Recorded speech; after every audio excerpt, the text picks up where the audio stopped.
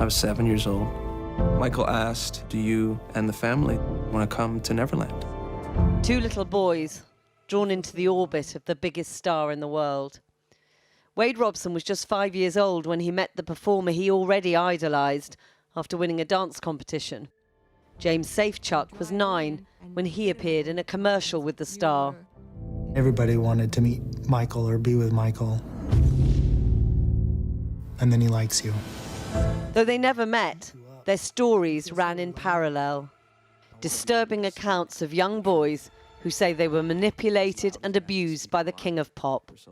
I spoke to both men and the director of the controversial documentary. Can you remember the first time you met Michael Jackson and what was going through your mind then? It was just all very exciting. He's the biggest star in the world. Michael, this otherworldly, incredible being, was now, in the flesh, in front of me. And it exploded my heart, it exploded my mind, and it was just the most amazing thing in the world. Already enthralled to Michael Jackson, both describe being showered with love and praise and affection before it seamlessly turned into sexual abuse. Really quickly, he started being really affectionate with me, and just kind of touching me, putting his hand on my leg, and lots of hugs and kisses on the head, and telling me that he's just so happy that God has brought us together, and 2 or 3 days before the abuse started. We had this mock wedding ceremony. It felt good, and the ring is nice. I was really into jewelry, and he would reward me with jewelry for doing sexual acts for him. You're pretty graphic about the nature of the abuse, and I wondered, was that so that you were quite clear to people this was absolutely sexual abuse? This was 100% graphic, disturbing, intense sexual abuse. So yeah, that had to be clear.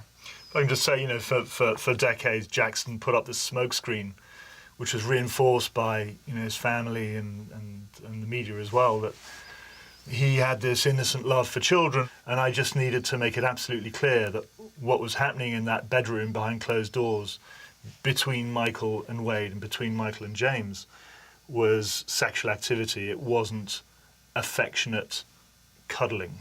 Wade, you were only 7. Were you frightened? Were you alarmed? Could you even make sense of what he was doing to you? I didn't have a sense of normal anymore. And so anything that Michael Jackson wanted to do with me, that he had chosen me to do with, I was all in. You're a little kid and you love this person, and it's just this sort of, he develops it, but it just feels natural, the way he sort of guides you through it. And he also, he makes you feel like you did it, like you introduced him to it. And he reiterates that, over years and years. Even as you get older, he would say, hey, remember when you taught me this or taught me that? It's like he'll call up again and just like he keeps drilling that into you. Michael wanted to be with our family. This was all so overwhelming and like a fairy tale. And I got lost in it. He just came across as a loving, caring, kind soul. One of the other extraordinary things about the film, I think, is the focus on your mothers. Did they just miss what was happening, or did they push it away? Did they deny it? She didn't think anything was happening. She was so blinded by the light that was Michael, that she really had no idea. And does she deserve some fault for that and responsibility for that? Absolutely. Yeah, Michael really grooms the parents as well as grooming the kids. And,